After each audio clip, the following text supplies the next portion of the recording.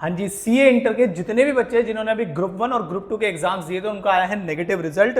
मैं आपको एक बार क्लियर बता दूं अब जो आईसीआई है वो किन टेक्निक्स पर आ गया है, क्यों कुछ बच्चे जो बहुत ही ज्यादा डिजर्विंग मुझे लगते थे और काफी सारे बच्चों से मेरी बात हुई है वो बच्चे बिल्कुल बाउंड्री लाइन पर आकर रुक गए हैं। तो क्या आईसीआई ऐसा कर रहा है जिसकी वजह से लगातार आईसीआई का जो रिजल्ट है वो डाउन होते चला जा रहा है, जबकि बच्चे जो है वो मेहनत कर रहे हैं। क्यों ऐसा आईसीआई कर रहा है और क्या आगे भी ऐसा ही होगा? तो आंसर इज यस, आगे भी ऐसा ही होगा।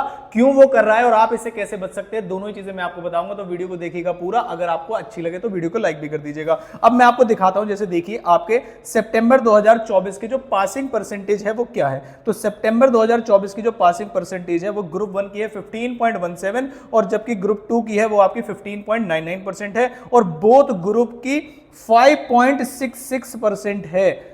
जबकि ऐसा हो ही नहीं सकता कि इतनी कम परसेंटेज रिजल्ट आपकी आ जाए मेरे हिसाब से। दूसरी चीज, अगर आप मई वाले रिजल्ट देखोगे तो देखोगे 27% ग्रुप 1 के पास हुए, 36% के नाम है ग्रुप 2 के पास हुए और बोथ ग्रुप में 19.88% का रिजल्ट था।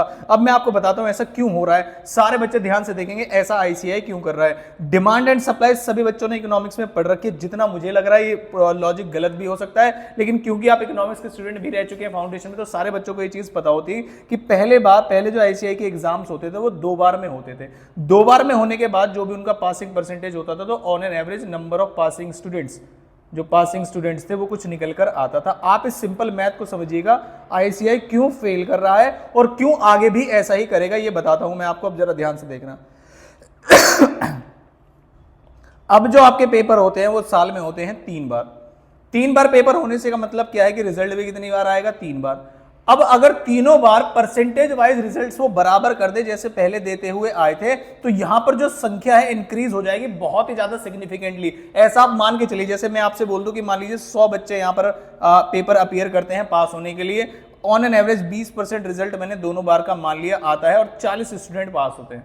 अब जरा ध्यान से समझिएगा, 50-50 100 बच्चे जैसे पास हुए, 20% पास हो गए। अब यहां पर अगर 100 बच्चे पेपर दे रहे हैं और इन सभी में 40% या 20% का भी मैं बाउंड दूं तो 20 बच्चे 20 बच्चे 20 बच्चे इस तरीके से अगर निकालो तो अचानक से 60 स्टूडेंट्स पास हो जाएंगे। तो जो नंबर ऑफ स्टूडेंट्स जो पास हो रहे हैं मार्केट के अंदर उनकी सप्लाई हो जाएगी ज्यादा, और अगर सप्लाई हो जाएगी ज्यादा तो ये आईसीआई को बिल्कुल पसंद नहीं आएगा क्योंकि उनकी वैल्यू हो जाएगी डिग्रेड। तो भाई मुझे सिंपल ये डिमांड एंड सप्लाई का रूल लग रहा है। अब तो सिर्फ वही बच्चे पास होंगे जो बिल्कुल पेपर में जाने से पहले कह देते हैं कि भाई इस बार तो पास होके ही रहेंगे, अदरवाइज एक तो पेपर बहुत ज्यादा किसी ना किसी ग्रुप का वो मुश्किल बना देंगे। ग्रुप 2 का रिजल्ट बढ़िया आना ही था क्योंकि ग्रुप 2 का पेपर मतलब ठीक ठाक आया था, उसमें कोई गड़बड़ नहीं आई थी।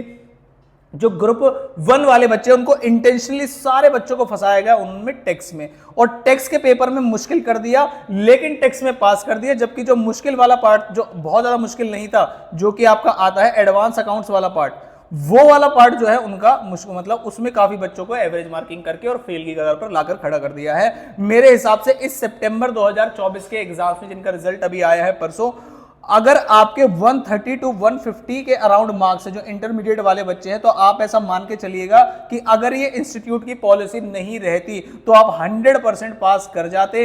अब 200 पे करते एग्जैक्ट, या फिर 205 या 210 या 201 या 202, ये देखने वाली बात रहती, लेकिन अब इंस्टीट्यूट बिल्कुल भी ऐसा नहीं करेगा। और मुझे ऐसा लगता है कि आगे आने वाले समय में भी आईसीआई यही रणनीति अपनाएगा, अदरवाइज सप्लाई इतनी ज्यादा हो जाएगी कि मार्केट में वैल्यू हो जाएगी बहुत ज्यादा कम। अब इससे आप कैसे बच सकते हैं, मेरी बात ध्यान से समझिएगा। तो जो बच्चे काम चलाओ पढ़ाई करके पहले पास हो जाया करते थे कि सर हम यहां पर पास होना है, मान लीजिए बाउंड्री लाइन है 200 नंबर की, तो अब 150 मार्क्स की बाउंड्री लाइन हो गई क्योंकि 3 पेपर आपके हो गए। तो भाई अगर अब आपने 1 मिनट भी वेस्ट कर दिया, अगले जनवरी में ही पेपर है आपके, अक्टूबर जा चुका है तो नवंबर दिसंबर बचा है और जैन में पेपर आ जाएंगे। तो पहले तो 3-4 महीने भी बचते थे, अब आपके पास बिल्कुल कम महीने बचे हैं और महीने हैं आपके पास 2 मंथ्स बचे हैं बस आपके पास।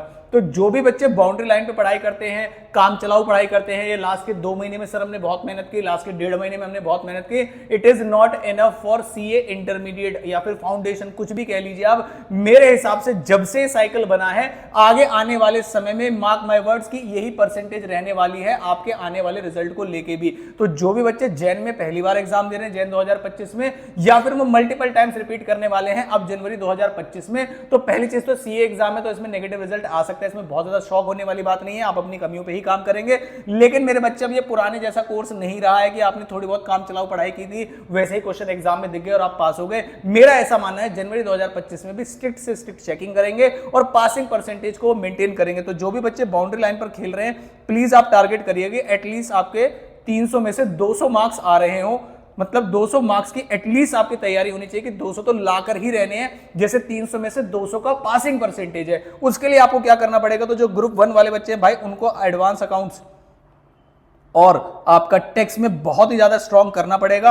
अगर आपको लगता है बहुत ज्यादा अमेंडमेंट आ गई है, कुछ भी आ गई है, तो आप फास्ट ट्रैक बैच भी ले सकते हैं, मेरे ले लीजिए, किसी भी टीचर के ले लीजिए, लेकिन तैयारी में कोई कमी ना छोड़ें। मेरी अगर क्लास लेनी है तो डिटेल आप इस तरीके से ले सकते हैं। और जो ग्रुप 2 वाले बच्चे, भाई साहब कॉस्ट और एफएम की तो आपको तैयारी करनी ही करनी है एग्जामिनेशन के लिए।